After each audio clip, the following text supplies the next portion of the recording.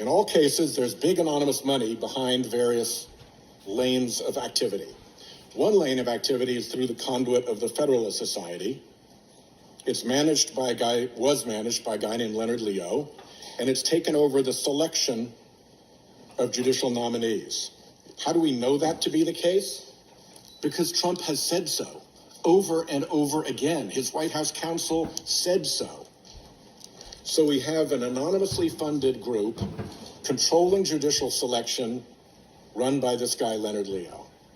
Then in another lane, we have, again, anonymous funders running through something called the Judicial Crisis Network, which is run by Carrie Severino, and it's doing PR and campaign ads for Republican judicial nominees. It got single $17 million donation in the Garland-Gorsuch contest. It got another single $17 million donation to support Kavanaugh. Somebody, perhaps the same person, spent $35 million to influence the makeup of the United States Supreme Court. Tell me that's good. And then over here, you have a whole array of legal groups, also funded by dark money, which have a different role. They bring cases to the court. They don't wind their way to the court, Your Honor. They get shoved to the court by these legal groups, many of which ask to lose below so they can get quickly to the court to get their business done there. And then they turn up in a chorus, an orchestrated chorus of amici. Now, I've had a chance to have a look at this, and I was in a case, actually, as an amicus myself, the Consumer Financial Protection Board case. And in that case, there were 11 amicus briefs filed, and every single one of them was a group funded by something called Donors Trust. Donors Trust is a gigantic identity scrubbing device for the right wing so that it says Donors Trust is the donor without whoever the real donor is. It doesn't have a business. It doesn't have a business plan. It doesn't do anything. It's just an identity scrubber. And this group here, the Bradley Foundation, funded 8 out of the 11 briefs. That seems weird to me when you have amicus briefs coming in little flotillas that are funded by the same groups but nominally separate in the court. So I actually attached this to my brief as an appendix. Center for Media and Democracy saw it, and they did better work. They went on to say which foundations funded the brief writers in that CFPB case. Here's the Bradley Foundation for $5.6 million to those groups. Here's Donors Trust, $23 million to those brief writing groups. The grand total across all the donor groups was $68 million to the groups that were filing amicus briefs, pretending that they were different groups. And it's not just in the Consumer Financial Protection Board case. You might say, well, that was just a one-off. Here's Janus, the anti-labor case that had a long trail through the court, through Friedrichs and through Knox and through other decisions. And SourceWatch and ProPublica did some work about this. Here's Donors Trust and Donors Capital Fund, and here's the Bradley Foundation, and they totaled giving $45 million to the 1, 2, 3, 4, 5, 6, 7, 8, 9, 10, 11, 12, 13, 14, 15 groups that filed amicus briefs pretending to be different groups, and both of the lawyer groups in the case. Funded by Donors Trust, funded by Bradley Foundation in Janus. This is happening over and over and over again, and it goes beyond just the briefs. It goes beyond just the amicus presentations. The Federalist Society, remember this group that is acting as the conduit and that Donald Trump has said is doing his judicial selection? They're getting money from the same foundations. From Donors Trust, $16.7 million. From the Bradley Foundation, $1.37 million. From the same group of foundations total, $33 million. So you can start to look at these and you can start to tie them together. The legal groups, all the same funders over and over again. bringing the cases and providing this orchestrated chorus of amici. Then the same group also funds the Federalist Society over here. The Washington Post wrote a big expose about this, and that made Leonard Leo a little hot, a little bit like a burned agent. So he had to jump out, and he went off to go and do anonymously funded voter suppression work. Guess who jumped in to take over the selection process in this case for Judge Barrett? Carrie Severino made the hop. So once again, ties right in together. So Center for Media and Democracy has done a little bit more research. Here's a Bradley Foundation memo that they've published.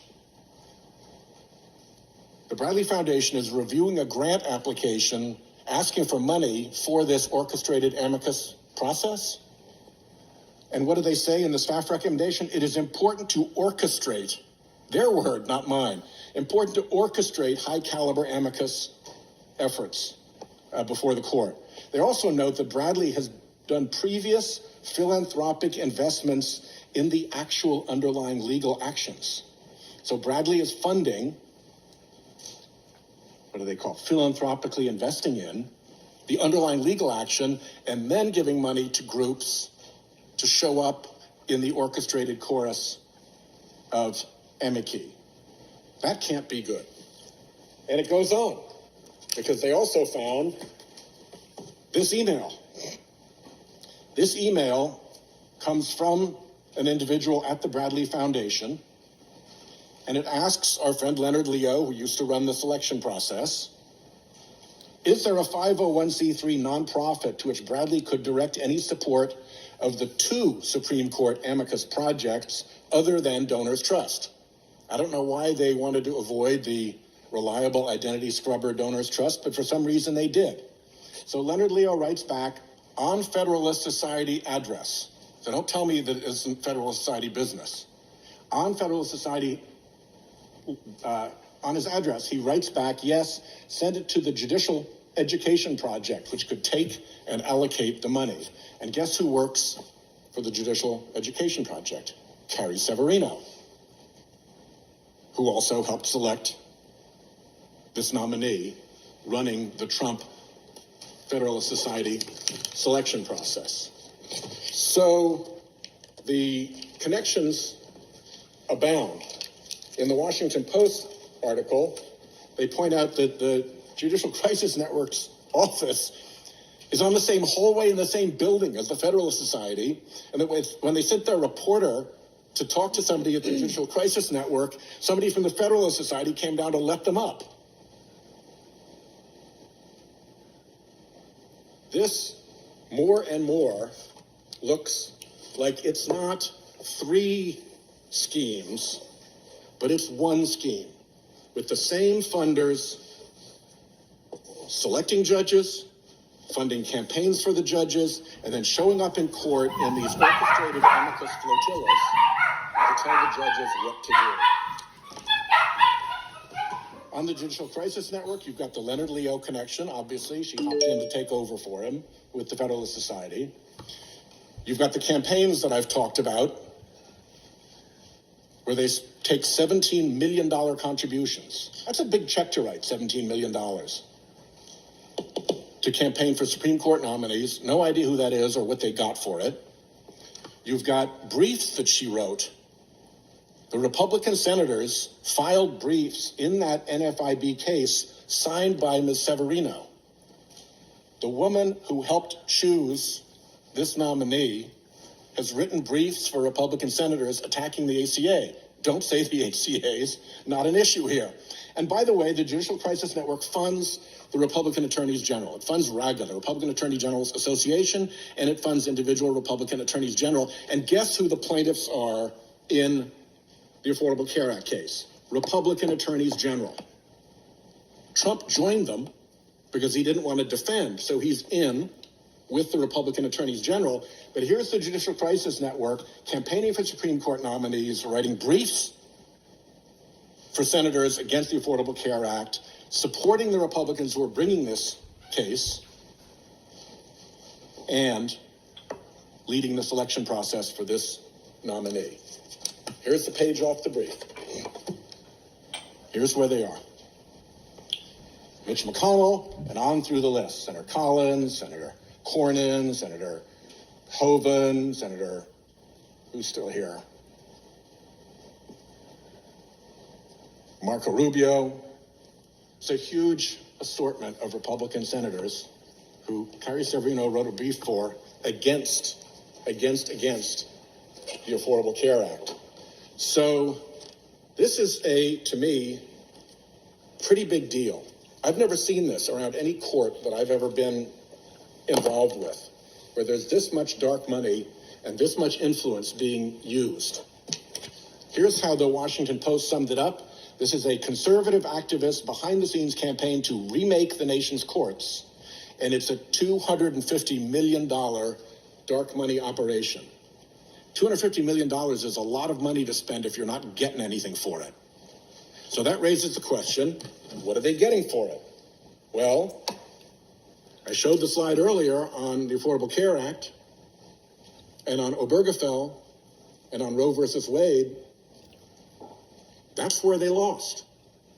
But with another judge, that could change.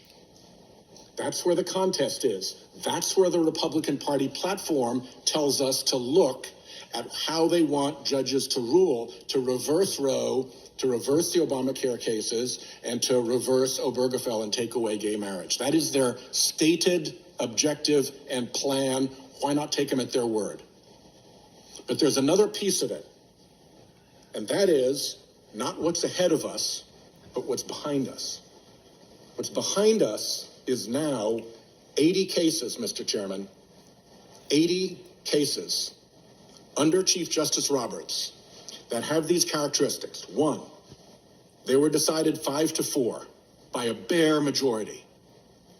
Two, the 5-4 majority was partisan in the sense that not one Democratic appointee joined the five. I refer to that group as the Roberts Five. It changes a little bit, as with Justice Scalia's death, for instance, but there's been a steady Roberts Five that has delivered now 80 of these decisions. And the last characteristic of them is that there is an identifiable Republican donor interest in those cases. And in every single case, that donor interest won. It was an 80-0, 5-4 partisan rout, ransacking. And it's important to look at where those cases went, because they're not about big public issues like getting rid of the Affordable Care Act, undoing Roe versus Wade, and undoing same-sex marriage. They're about power. And if you look at those 80 decisions, they fall into four categories over and over and over again. One, unlimited and dark money in politics. Citizens United is the famous one, but it's continued since with McCutcheon, and we've got one coming up now. Always the 5-4 unlimited money in politics, never protecting against dark money in politics, despite the fact that they said it was going to be transparent. And who wins when you allow unlimited dark money in politics? A very small group. The ones who have unlimited money to spend and a motive to spend it in politics. They win, everybody else loses. And if you're looking at who might be behind this, let's talk about people with unlimited money to spend and a motive to do it. We'll see how that goes. Next, knock the civil jury down. Whittle it down to a nub. The civil jury was in the Constitution, in the Bill of Rights, in our darn Declaration of Independence. But it's annoying to big corporate powers, because you can swagger your way as a big corporate power through Congress. You can go and tell the president you put money into to elect what to do. He'll put your stooges at the EPA. It's all great until you get to the civil jury, because they have an obligation. As you know, Judge Barrett, they have an obligation under the law to be fair to both parties, irrespective of their size. You can't bribe them. You're not allowed to. It's a crime to tamper with the jury. It's standard practice to tamper with Congress. And they make decisions based on the law.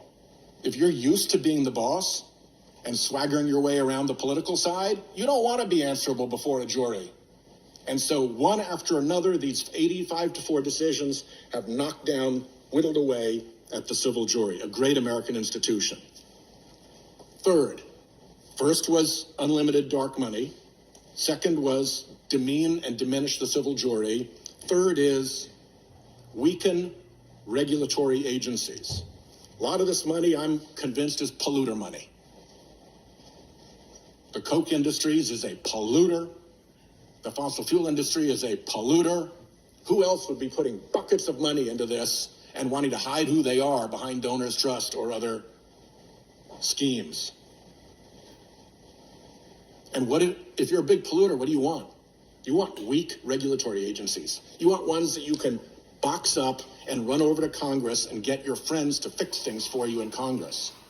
Over and over and over again, these decisions are targeted at regulatory agencies to weaken their independence and weaken their strength. And if you're a big polluter, a weak regulatory agency is your idea of a good day.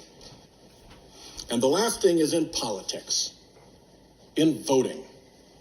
Why on earth the court made the decision, a factual decision, not something appellate courts are ordinarily supposed to make, as I understand it, Judge Barrett, the factual decision that nobody needed to worry about minority voters in pre-clearance states being discriminated against or that legislators would try to knock back their ability to vote.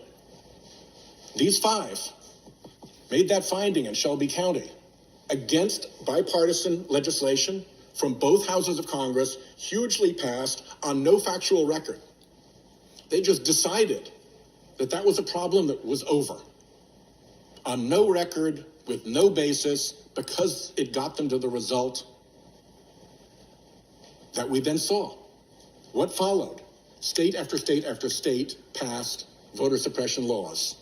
One so badly targeting African Americans that the two courts said it was surgically tailored to get after minority voters. And gerrymandering, the other great control.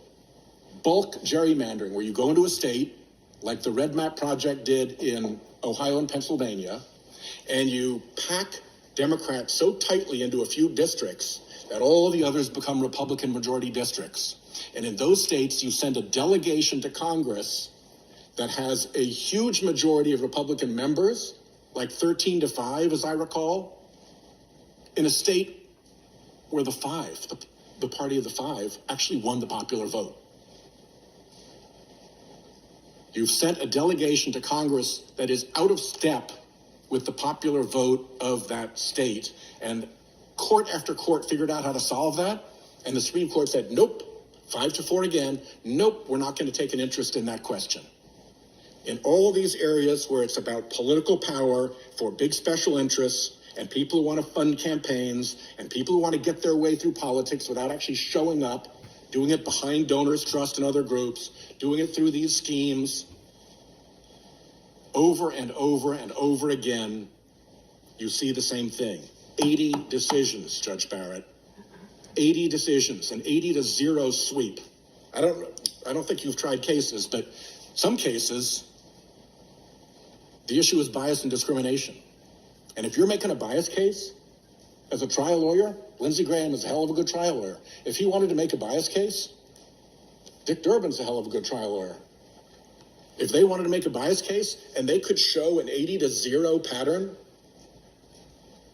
A, that's admissible, and B, I'd love to make that argument to the jury. I'd be really hard-pressed to be the lawyer saying, no, 80-0 is just a bunch of flukes. All 5-4, all partisan, all this way. So something is not right around the court. And dark money has a lot to do with it. Special interests have a lot to do with it. Donors' trust and whoever's hiding behind donors' trust has a lot to do with it. And the Bradley Foundation orchestrating its amici over at the court has a lot to do with it. So I thank you, Judge Barrett, for listening to me now a second time. And I think this gives you a chance for you and I to tee up an interesting conversation tomorrow. And I thank my colleagues for hearing me out.